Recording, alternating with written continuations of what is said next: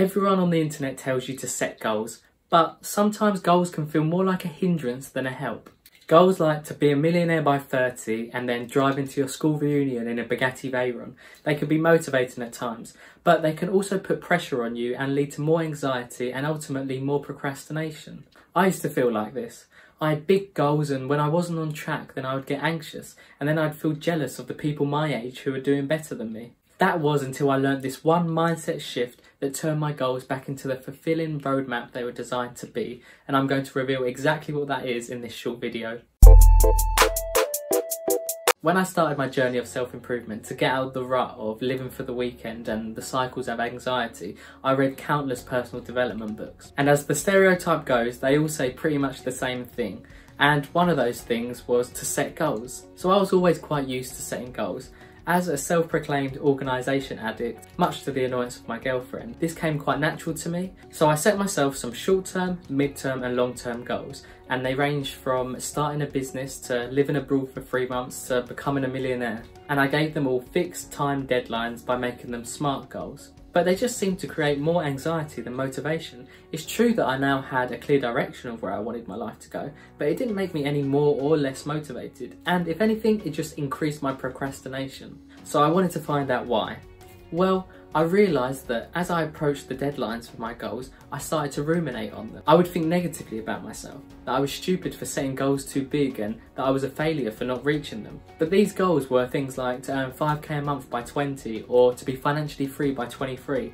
And although those things are definitely possible, I completely underestimated how hard it would be, especially when I was still going out every night on the weekend and then spending my weekday nights binge watching The Office, although that still sounds like a pretty good evening. So I thought my goals were failing because I just weren't capable of them, and I just weren't good enough at setting goals. But that was wrong. In fact, my goals were just fine. The only thing I needed to change was my perspective.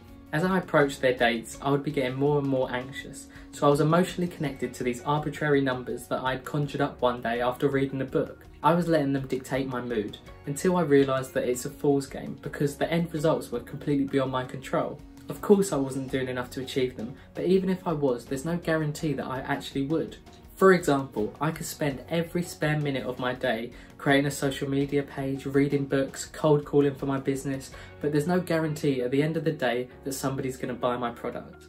It makes it more likely, of course, but at the end of the day, I can't shrink myself down, teleport into someone's brain and rearrange it so that they buy my products, as vertically challenged as I am. The final result is beyond my control. So I was letting my mood be dictated by things completely beyond my control, and that is the worst way to live. So what did I do instead? Well, I decided to no longer be emotionally connected to my goals. I still set short-term, mid-term and long-term goals, but I just saw them as the malleable numbers that they are. I decided to see them as checkpoints rather than destinations, and ones that can change. So now as I go through life, I'm constantly amending and editing them, just adapting to the external circumstances. It's as simple as having a list on your phone and checking them now and again to be like, oh well, I can't get that job in 6 months now because they're making redundancies, so maybe it'll be a job in 1 year. Or I can't be a black belt kickboxer by 24 because of a global pandemic. Yeah, I've heard that happens, so maybe I'll extend that to 25. That doesn't mean you shouldn't aim high though, don't get it confused, it means the opposite. In fact, you should aim higher, because now they're just emotionless checkpoints for you to reach. They're just targets rather than the be all and end all. Remember, if you are hitting all your goals, then they're not high enough.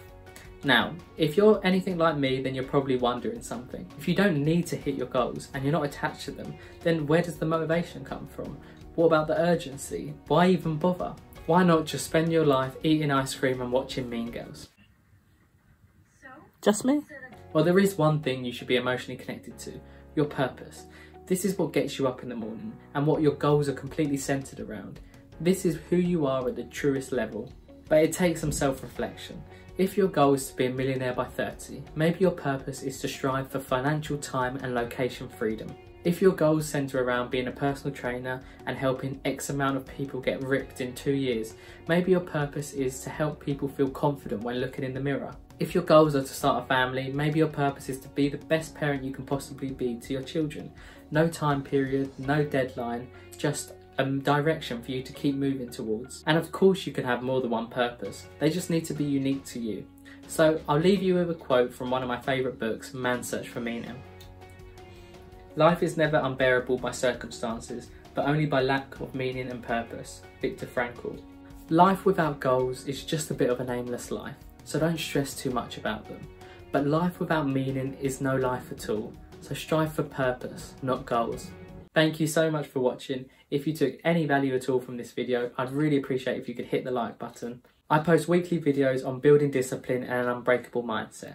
This is truly my passion project, so I'm not going to slow down on the videos anytime soon. If you're interested in improving your life, then hit the subscribe button and join the community. And I'll see you in the next one.